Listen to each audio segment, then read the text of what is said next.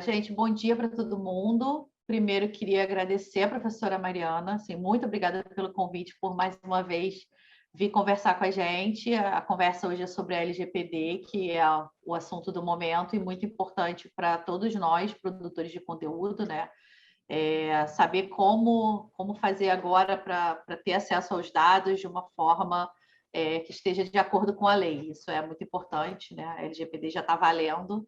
Então, a partir de agora, a gente passa, já é como se já tivesse terminado, me corrija, Mariana, se eu estiver errado, como se já tivesse terminado a parte da educação e agora vai começar a parte das punições. Então, é isso, mas eu vou deixar. Obrigada, Mariana, ela falar que ela que entende do assunto, a gente vai aprender. Se vocês tiverem dúvidas, aí a gente tira no final, tá bom? Obrigada também aos alunos da Mariana que vieram, aos meus também. E é isso aí, podemos começar. Vamos lá. Eu que agradeço, Bárbara. Sempre uma alegria poder falar desse tema, né? E realmente é a bola da vez, está na moda. A gente faz qualquer pesquisa no Google sobre proteção de dados, LGPD, e a gente vê uma série de notícias. E não só isso, né? A abrangência que esse tema tem. E aí eu realmente acredito que é por isso que a gente tem ouvido muito falar sobre a Lei Geral de Proteção de Dados Pessoais.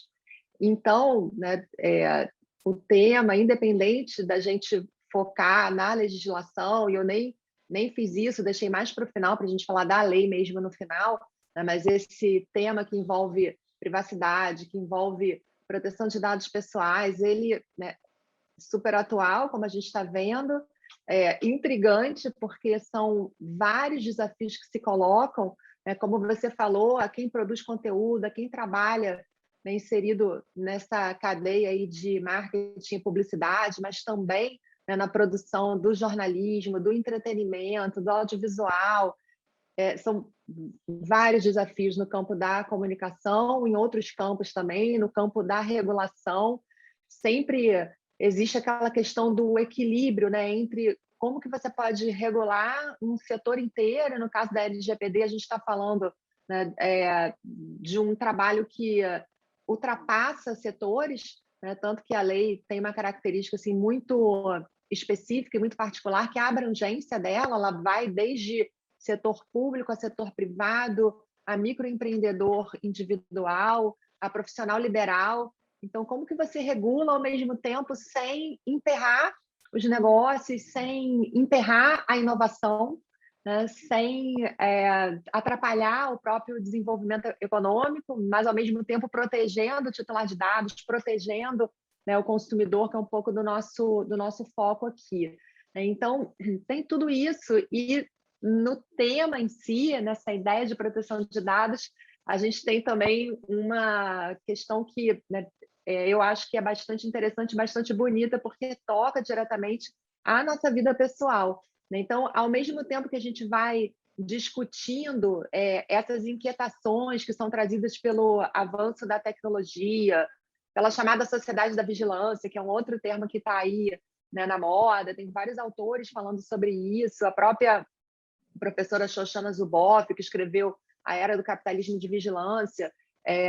Outros vieram antes dela, outros estão escrevendo depois dela, mas ela teve assim, muito destaque, muita proeminência.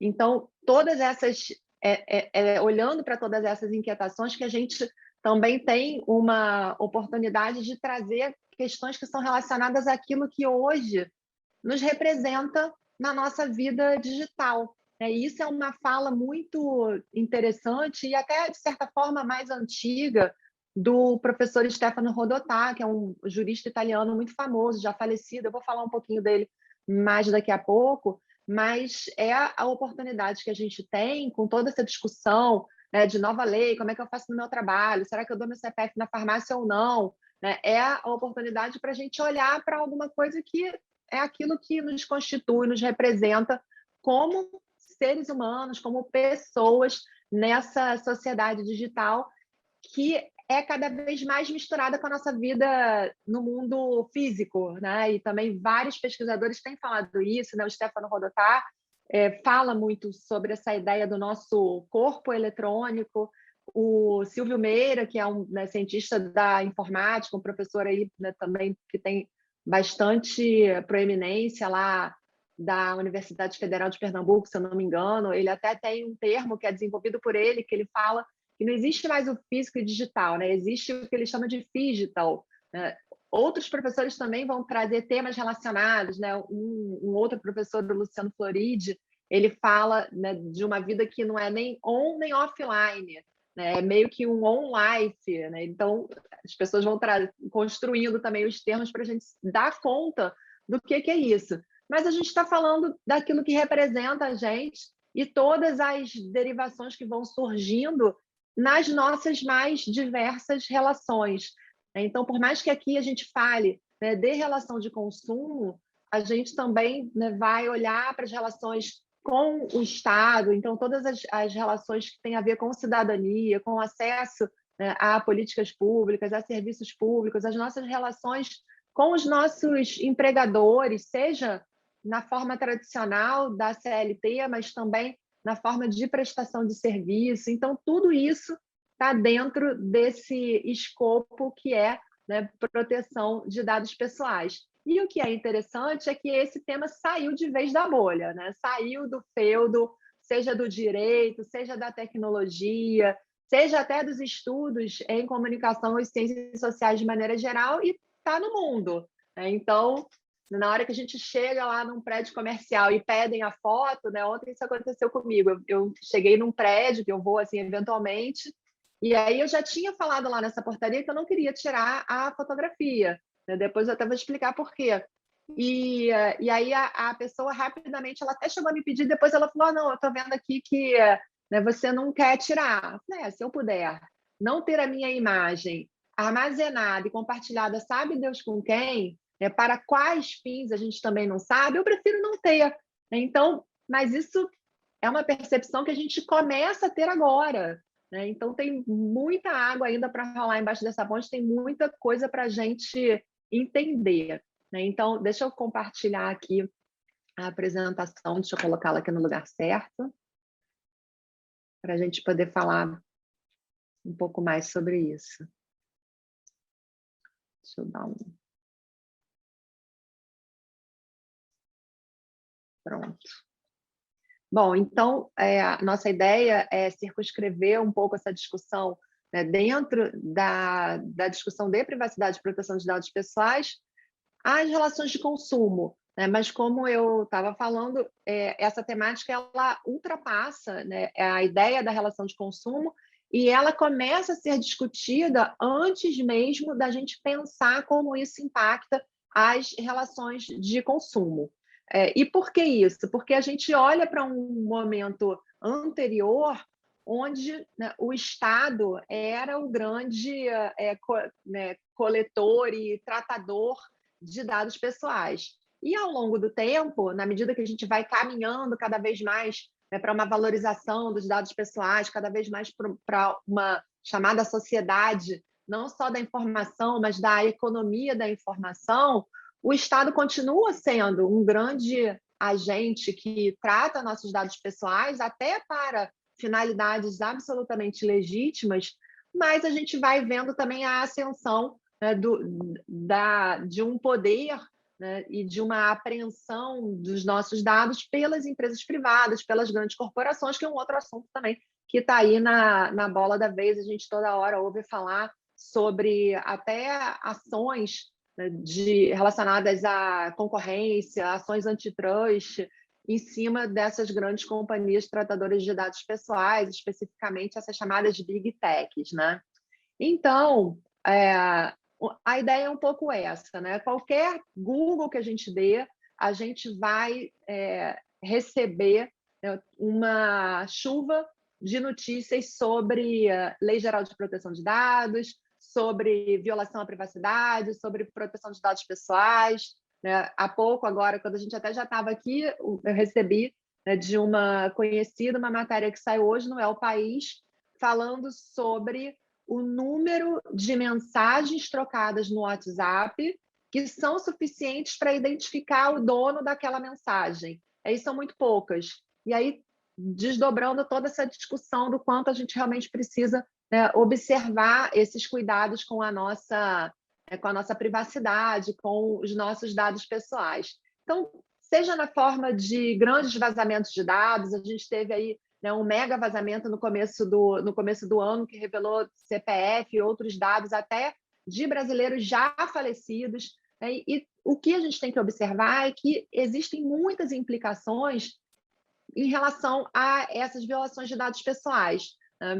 Questões, por exemplo, relacionadas ao uso indevido dos nossos dados para ter acesso ao auxílio emergencial. Isso aconteceu muito, né, no começo desse ano, no ano passado. Né? Então, né, você vai lá e quando você vai ver, o seu CPF já está cadastrado, tem uma outra pessoa recebendo o auxílio emergencial, né, caso fosse devido a você.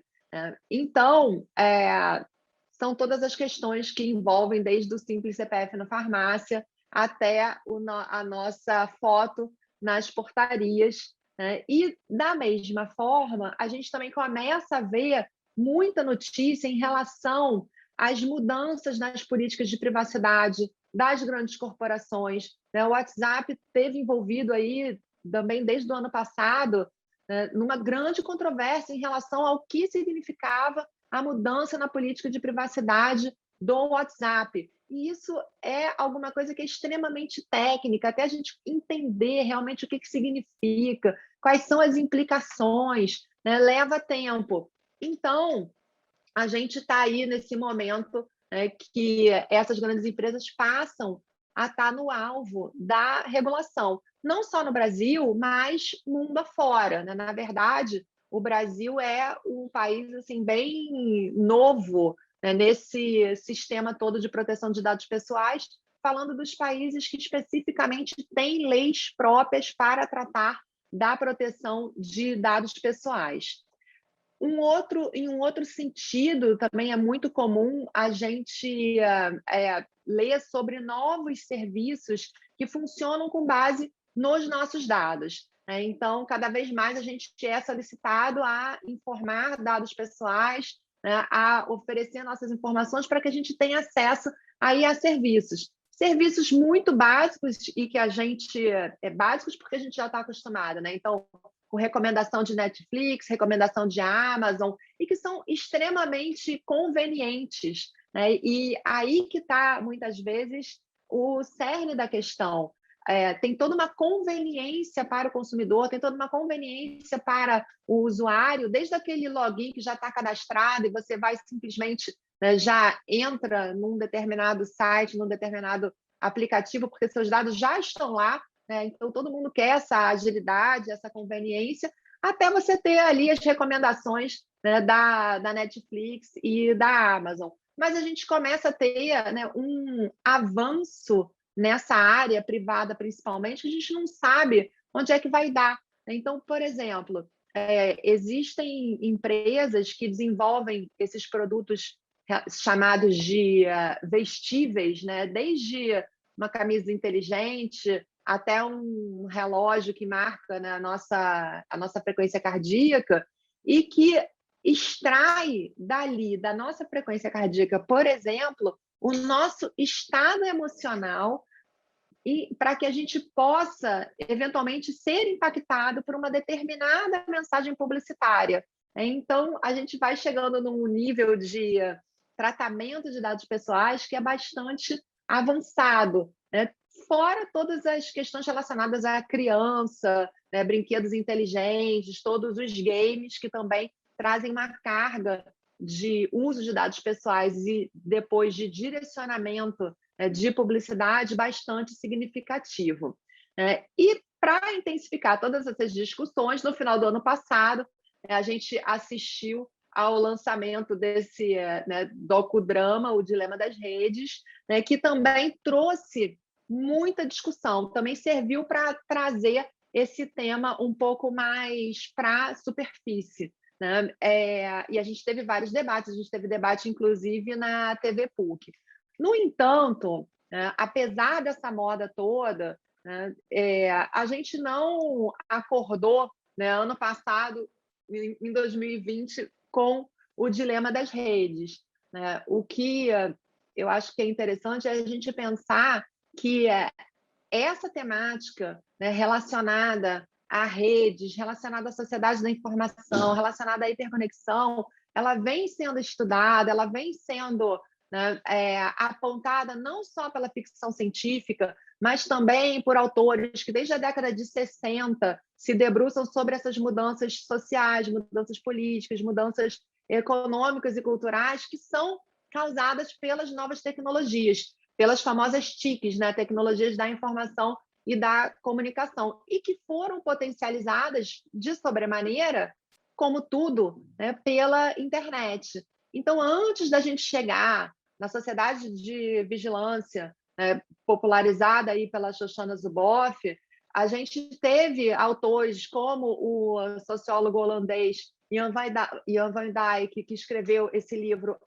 The Network Society. Em seguida, a gente tem também um teórico aí muito famoso, muito estudado na comunicação, que é o Castells, que escreveu, né, a escalada da sociedade em rede. Né? E ali eles tratavam de questões muito relacionadas a essa sociedade em rede. Mas o que caracterizava essa sociedade ali, naquele momento que eles estavam estudando, década de 90, ou seja, a internet começando a ser explorada comercialmente, né? Isso é alguma coisa que vai acontecer ali por meados da década de 90, né? Mais do que a ideia da informação em si, eles focavam muito nessa questão dessa hiperconectividade, que se fazia cada vez mais presente. Então, o foco desses autores estava muito em relação ao estabelecimento dessas redes, né, e o que acontecia a partir daí.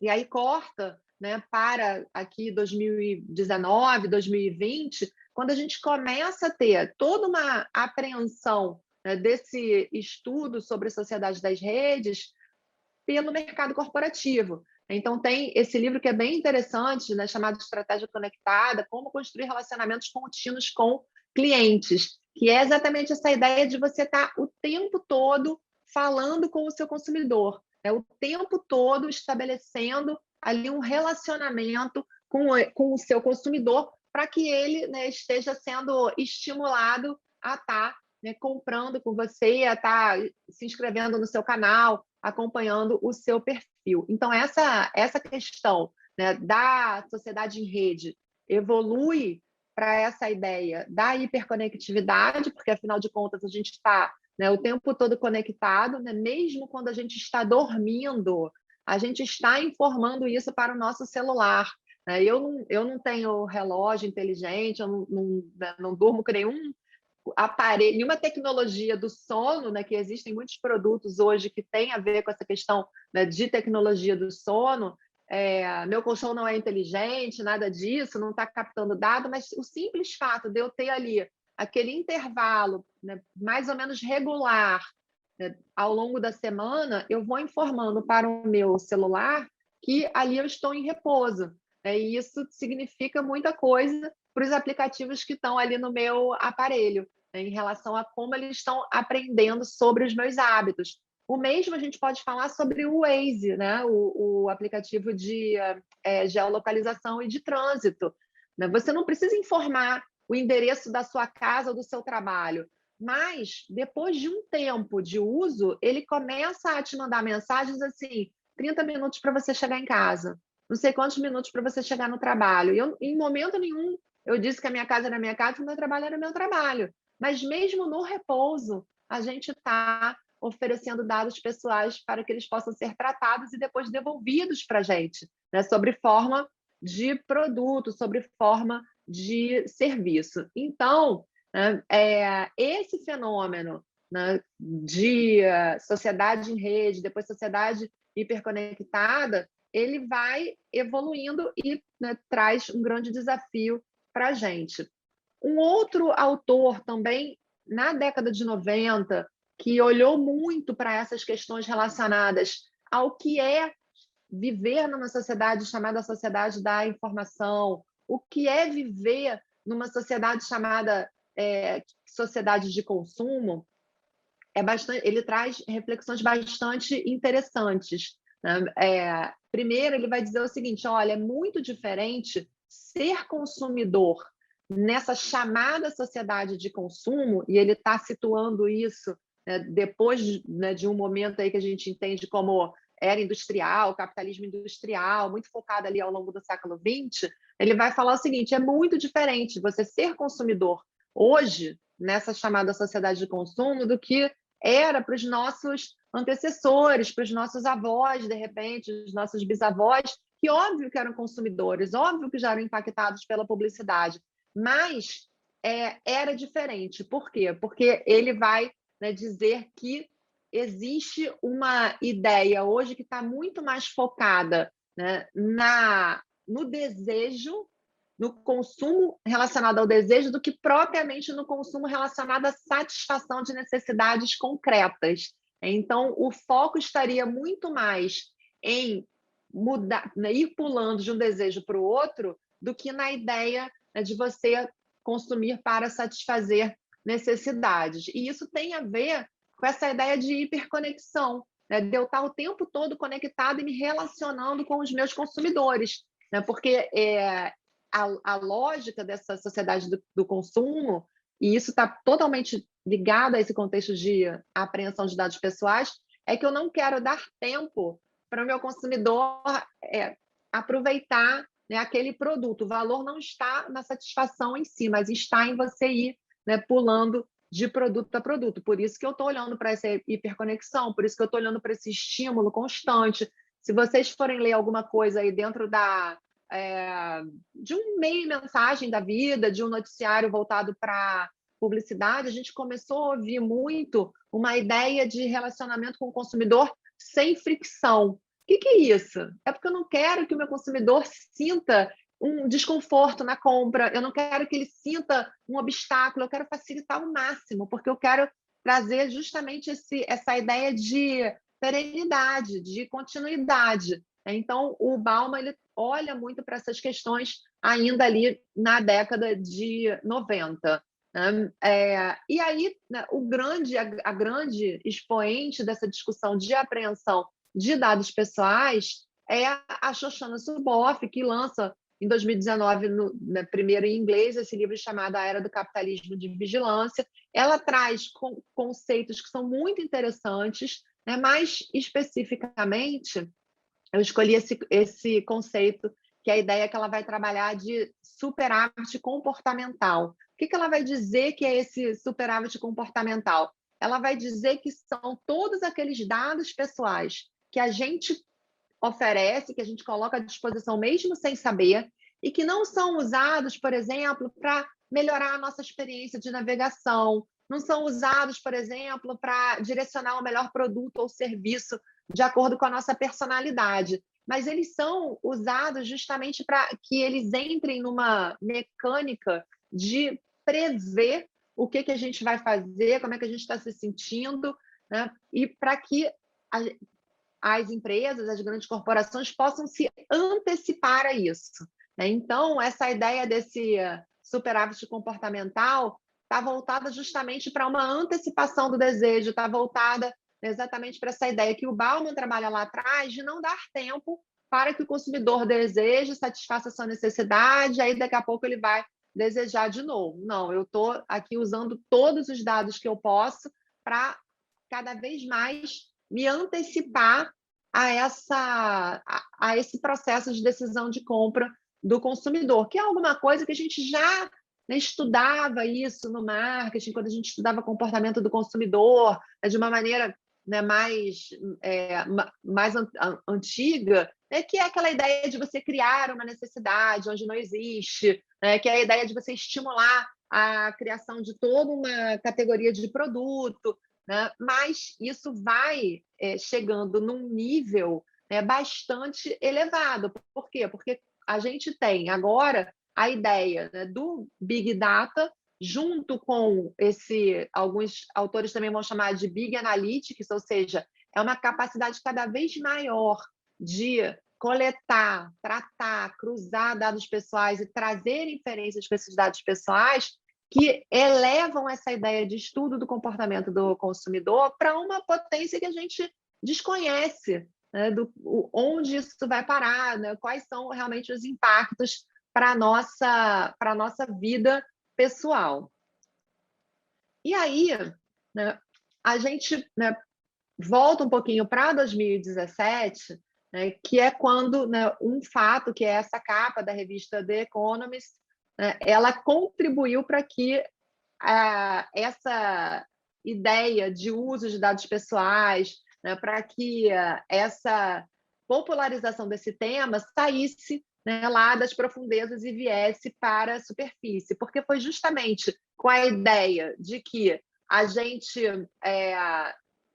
olha para os dados pessoais como um insumo econômico que chega a ser, né, segundo vários autores, mais valiosos que o petróleo, que a gente começa a se dar conta do valor que isso tem para o mercado. Então, na verdade, né, de novo, quando a gente começa a ver isso, né, no Dilema das Redes, na capa da The Economist, a gente olha para fenômenos que já estão sendo estudados aí há muito tempo, né? Então, existe um autor, até de um cientista social de um nome até curioso, o nome dele é Terry Six, né, Six com algarismo, e ele, lá em 2005, ele publica um artigo dizendo, olha, o poder que as grandes corporações têm para, né, a capacidade que tem para tratar dados pessoais, para fazer todos esses cruzamentos e todas essas inferências, se compara, né, se relaciona ao poder que as grandes empresas de óleo e gás tinham lá nos anos 80. Então, a gente já vinha estudando, já vinha ouvindo essa ideia de uma economia voltada toda, né, para essa captação de dados pessoais. E o que a gente tem então, né, assim, a partir daí, a gente tem essa certeza desse fenômeno de datificação da vida, né? Então, tudo é transformado em dados, tudo é cruzado e tudo é inferido, e o que volta para a gente está, né, muito em função dessas inferências. A gente tem esse grande valor que os dados, né, obtêm, né, começam a representar, e a gente tem essa ideia, então, cada vez mais forte da hiperconexão, né?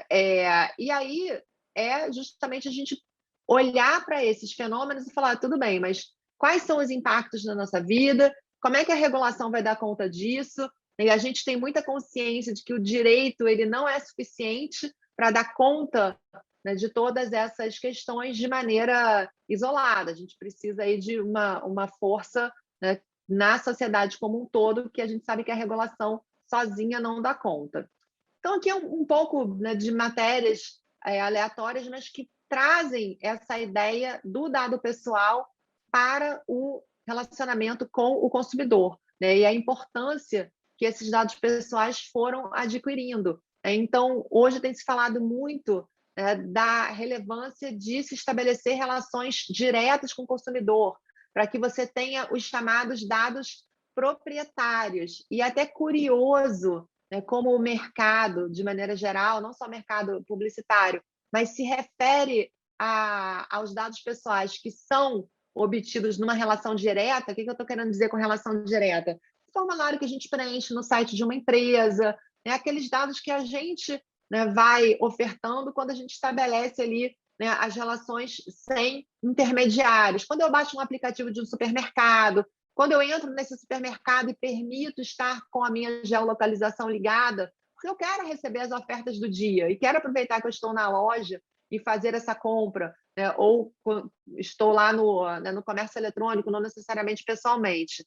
Então, o mercado vai chamar esses dados, né, primários de dados proprietários. E isso tem sido um foco hoje muito grande das empresas, quase que uma corrida, né, para estabelecer esses dados proprietários, porque a gente tem toda uma discussão hoje em relação ao final dos cookies de terceiros. Então, aquela ideia de você entrar num site e você ser, né, impactado por várias outras empresas que vão depositando rastreadores na sua máquina e vão, né, obtendo informações sobre você, hoje também está bastante combatido em função da pressão regulatória, e o Google, que é o principal navegador usado no mundo, já avisou desde o final de 2019 que ele vai descontinuar os cookies de terceiros. Então, a gente está vendo aí uma corrida das marcas tentando construir as suas bases de dados, né, proprietárias, né? E aí o que eu estava comentando é que um princípio básico da proteção de dados e das leis de proteção de dados é afirmar o seguinte: os dados pessoais são propriedade do consumidor, do cidadão, do titular, né? E aí a gente vê como a nomenclatura é equivocada, né? Como o mercado olha e fala, bom, uma base proprietária é aquela base que é de propriedade, né, da empresa, que os dados são de propriedade da empresa, né? Mas, na verdade, não. Na verdade, a gente está, né, olhando para dados que são de propriedade né, do nosso titular, daquele com quem a gente se relaciona. E aí a gente tem, então, só para, né, marcar bem essa diferença, né, lá em 1962, é quando o Kennedy faz um discurso no Congresso americano para dizer, olha, é preciso olhar para direitos do consumidor. E ele vai dizer que, em algum momento, somos todos consumidores. E aí vem o Bauman, um tempo depois, e outros autores também, para falar, não, a gente é consumidor o tempo todo. A gente é impactado, né, por oferta de produto e serviço o tempo todo. Então, é muito mais grave do que isso, é muito mais grave do que uma ideia de consumo pontual. E para a gente caminhar já para a ideia da legislação, né, o Stefano Rodotà, ele traz, né, toda essa necessidade de proteção, de tutela, disso que a gente chama, né, que ele chama de corpo eletrônico, né, que é, né, formado pelos nossos dados pessoais, é como a gente é representado no ambiente virtual. Então, ele vai dizer que tão importante quanto a tutela do nosso corpo físico é a tutela do nosso corpo eletrônico.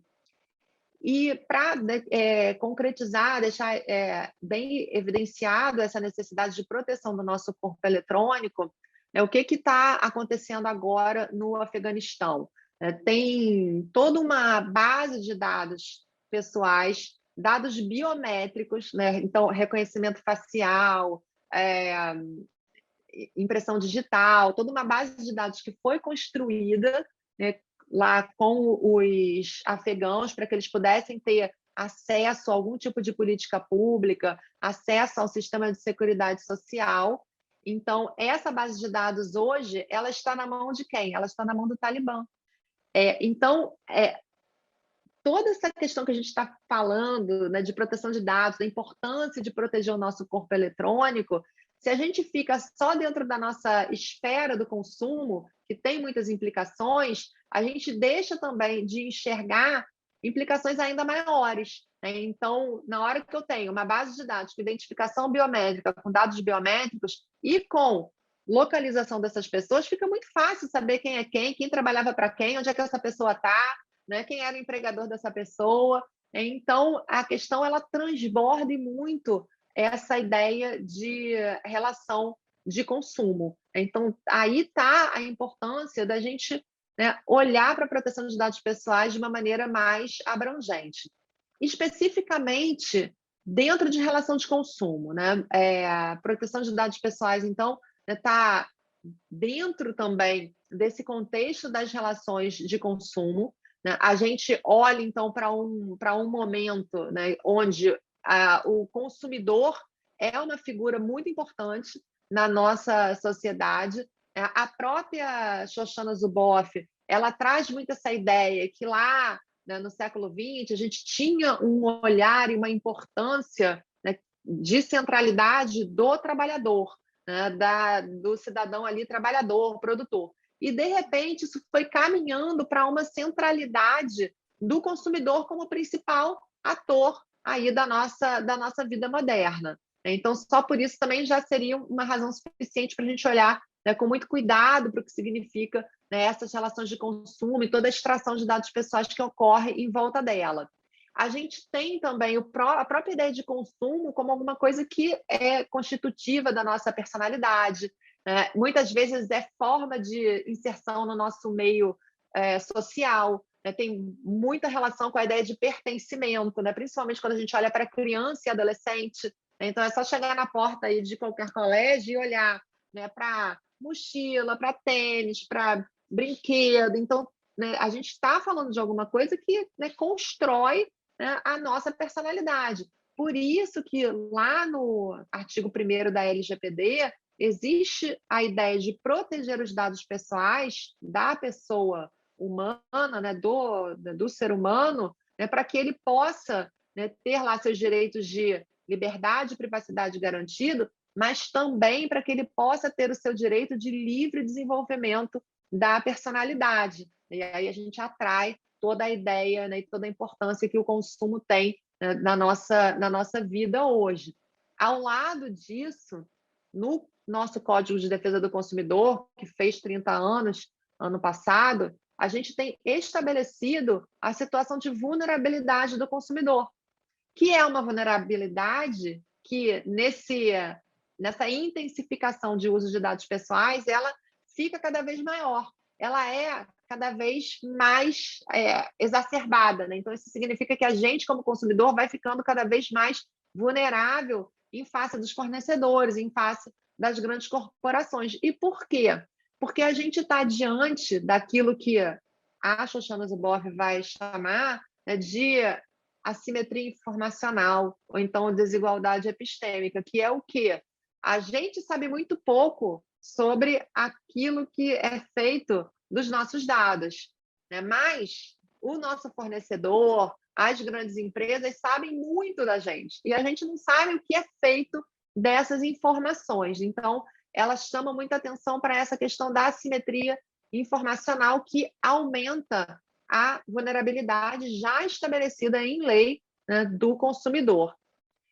E aí, quando a gente também vai saindo, né, ali de um momento, né, de produção em massa, né, do próprio marketing diferenciado ou marketing de massa, e vai caminhando para essa ideia, né, desse marketing mais customizado, dessa publicidade direcionada, né? Se cada um de nós aqui abrir o Google agora e der uma busca por um mesmo termo, a gente vai receber de volta informações e anúncios patrocinados que são diferentes. Por quê? Porque são montados para a gente, são direcionados para a gente, tem a ver com a nossa personalidade. Só que toda essa ideia dessa publicidade personalizada, direcionada, que é feita com base nos nossos dados pessoais, no nosso comportamento, né, naquilo que a gente demonstra, não só agora na internet, mas naquilo que a gente demonstra fora também, que é cruzado por conta dos milhões de sensores que estão espalhados por aí, que conversam com os nossos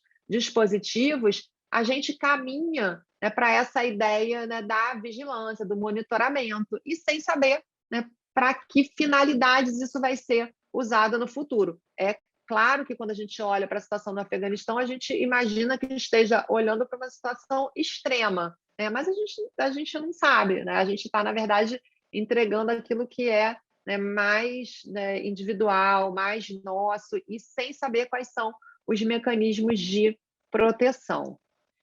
E dentro dessa ideia, né, de privacidade e proteção de dados, o que a gente tem, né, aí já construído, o que a gente tem como reflexão?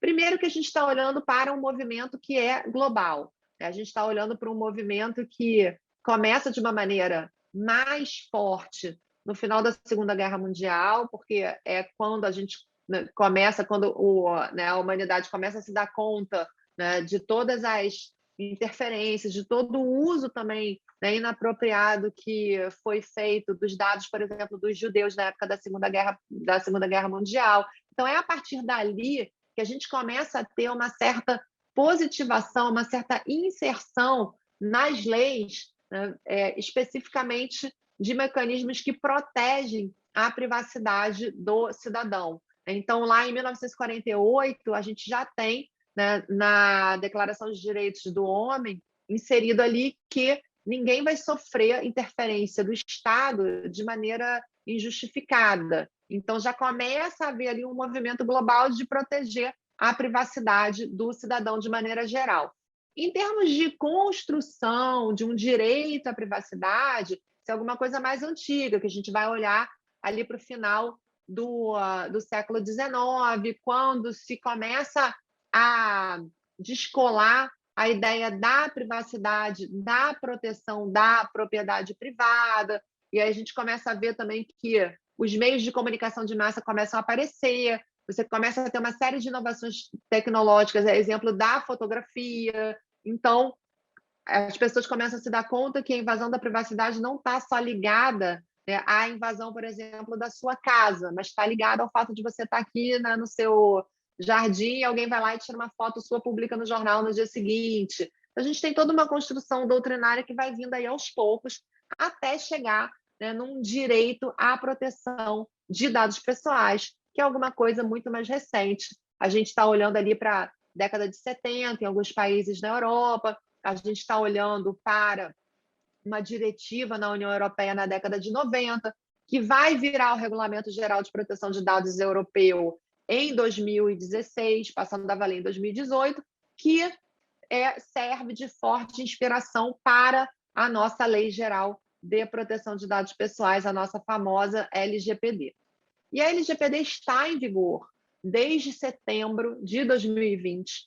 Ela atingiu a sua plena vigência agora, em 1º de agosto de 2021. Isso significa que, a partir de 1º de agosto de 2021, a Autoridade Nacional de Proteção de Dados Pessoais, que é a ANPD, ela já está legitimada a aplicar sanções nas empresas, nos agentes de tratamento de dados pessoais de maneira geral, que estiverem descumprindo a lei. Então, agora é para valer. No entanto, gente, desde que a lei está em vigor, a gente já começou a ver uma série de sanções acontecendo na ordem do judiciário. O Ministério Público se movimentou bastante, os próprios particulares já começaram a usar a Lei Geral de Proteção de Dados Pessoais para buscar direitos na justiça, e muitos direitos trabalhistas. Isso até foi uma certa surpresa em relação ao uso da Lei Geral de Proteção de Dados. Então, muitas ações foram ajuizadas buscando informações sobre o trabalhador, ou então sobre o ex-funcionário, para que ele pudesse ter os seus direitos atendidos. E o grande objetivo da lei é proteger direitos fundamentais de liberdade, de privacidade, de livre desenvolvimento da personalidade, da pessoa natural. E por que só da pessoa natural? Porque a LGPD não é uma lei que vai proteger informações e dados empresariais, por exemplo. Se eu tenho um vazamento de informação na minha empresa, se eu tenho uma publicação indevida de alguma informação de faturamento, por exemplo, isso está fora do escopo da LGPD. Mas a LGPD, ela olha para tudo que está relacionado ao ser humano, né? O foco, né, de proteção é o ser humano. A lei é uma lei que traz uma série de obrigações para os chamados agentes de tratamento. Então, quem são os agentes de tratamento? Todo mundo que, de alguma maneira, usa dados pessoais nas suas operações. Então, todas as pessoas jurídicas, todas as empresas de todos os portes, do setor público e setor privado, com algumas exceções, né, vão estar sujeitas à LGPD. Todas as pessoas naturais, o médico, o dentista, o advogado, o contador, todo mundo que, de alguma maneira, o psicólogo, o fonoaudiólogo, todo mundo que, de alguma maneira, está ali fazendo um registro sobre aquela pessoa, né, o nome, sobrenome, endereço, telefone, uma ficha médica. Essas pessoas também, nas suas atividades profissionais, vão precisar cumprir os requisitos da LGPD. A LGPD traz uma série de direitos aos titulares, ou seja, a nós, pessoas. Então, a gente vai poder pedir acesso às informações que aquele agente de tratamento recolheu da gente. A gente vai poder pedir de uma maneira mais fácil a retificação de alguma informação nossa que esteja em algum banco de dados. Eventualmente, eu posso pedir, inclusive, que o meu cadastro possa ser excluído também de algum banco de dados. E existe, né, já todo um movimento da Autoridade Nacional de Proteção de Dados de cooperação técnica com outros órgãos da administração pública. E um desses órgãos é a Secretaria Nacional do Consumidor, que é justamente, né, cuidar da proteção do consumidor no que diz respeito ao uso dos dados pessoais, né, desse consumidor. E o que a gente tem, né, uma visão geral aqui, que eu posso dar para vocês da LGPD, né? Não é uma lei muito longa, é uma lei de 65 artigos, né? A gente tem, né, todo um artigo que traz os conceitos principais da lei, a gente vai olhar para isso no artigo 5º. Então, o que é agente de tratamento, quem é o titular, o que é dado pessoal, né? E dado pessoal é tudo que, de alguma maneira, identifica o ser humano. Então, geolocalização é dado pessoal, endereço de IP é dado pessoal, o cookie que é depositado na nossa máquina é dado pessoal, os nossos dados bancários, os nossos dados médicos, tudo isso é dado pessoal. Quando a gente entra numa landing page e coloca o nosso nome e o nosso e-mail, isso é dado pessoal. E aí, qual é o grande desafio, né, para quem, né, trabalha, por exemplo, né, produzindo conteúdo e se relacionando diretamente com o consumidor ou com o titular de dados pessoais, ou o consumidor real ou consumidor em potencial?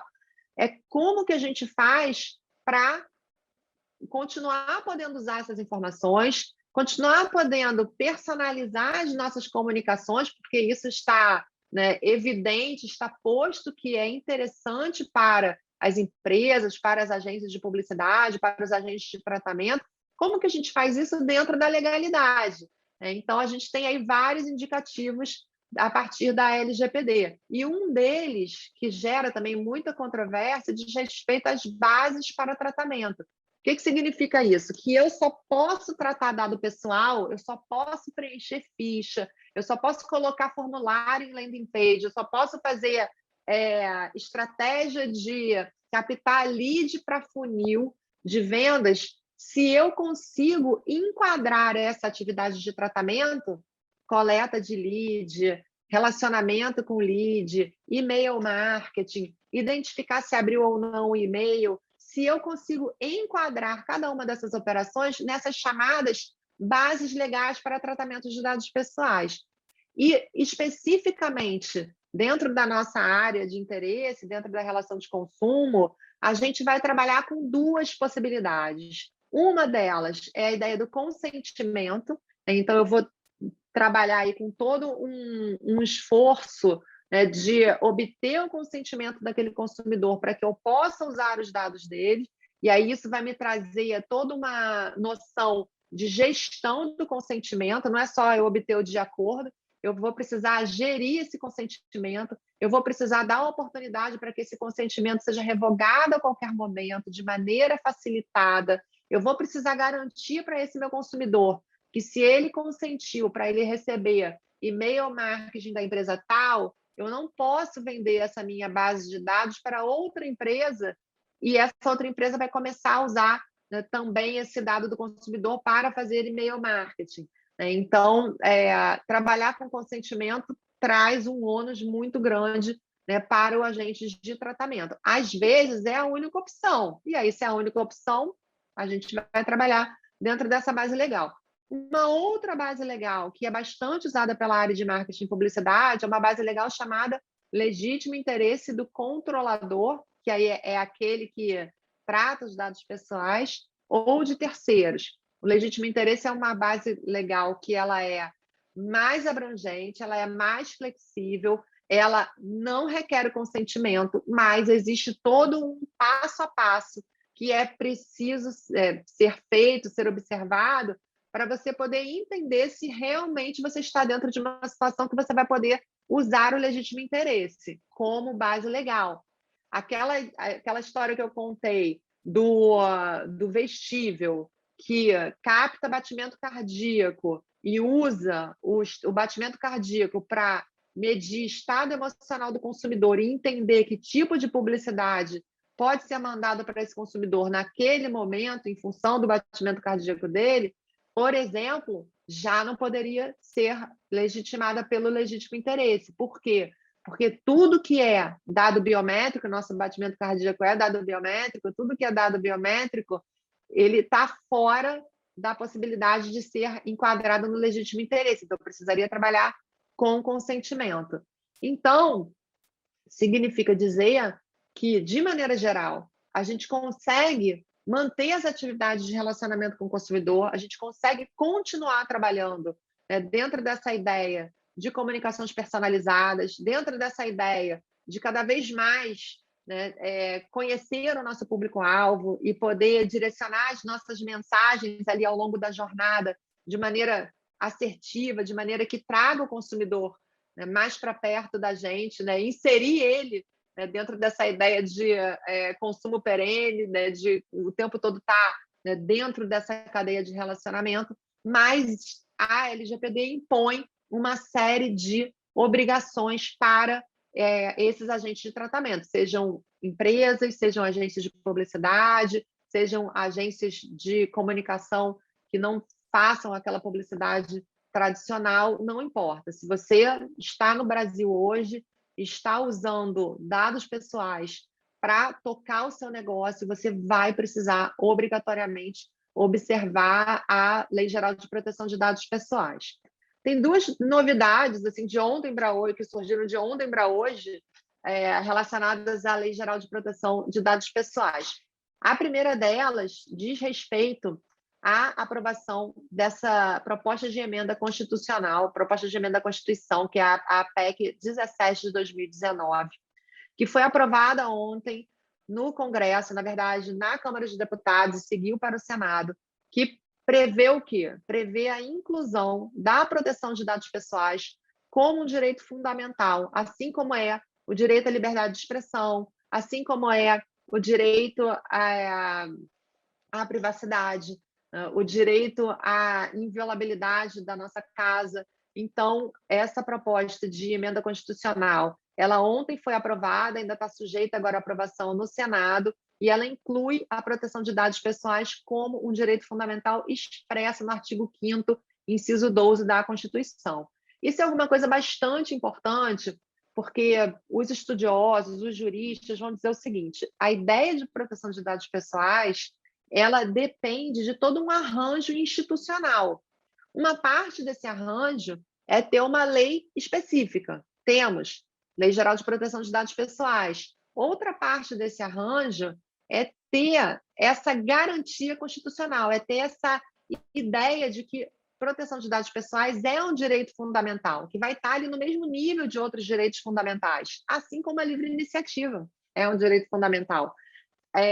Então, essa inclusão na Constituição é vista pela maioria aí da doutrina como alguma coisa muito importante que vem dar força para a proteção dos dados pessoais. E a outra novidade também que aconteceu de ontem para hoje nessa seara é que a Autoridade Nacional de Proteção de Dados Pessoais, a ANPD, que é a terceira, né, a terceira parte desse arranjo institucional, então é você ter esse direito fundamental inscrito na Constituição, você ter a legislação específica, você ter uma autoridade que possa cuidar da fiscalização, da educação, da sensibilização, né, da sociedade de maneira geral.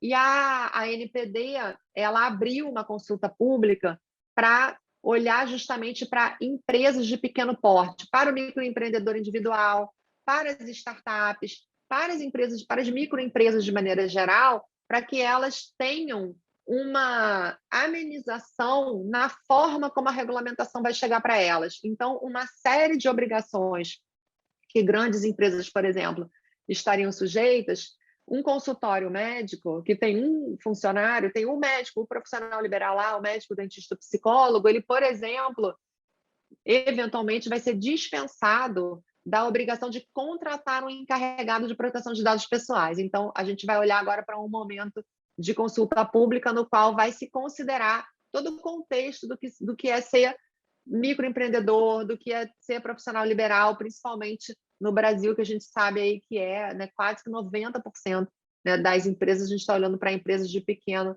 e médio porte. Então, isso são aí duas novidades que surgiram de ontem para hoje. Muito, muito obrigada mesmo por você ter vindo, por ter feito essa troca com a gente. Foi bem bacana. Eu acho que foi muito assim, encerrou na minha turma o que a gente vinha falando. A gente estava falando sobre Big Data, a gente teve uma palestra com uma pessoa de Big Data da Globo.com, que tocou em alguns assuntos, e eu acho que a sua palestra ela veio encerrar esse módulo do curso, assim, mesmo amarrar tudo que a gente estava falando até aqui. Então, assim, muito obrigada mesmo. Que bom, Bárbara, fico feliz. Estou aí à disposição, quando quiser, é só me chamar.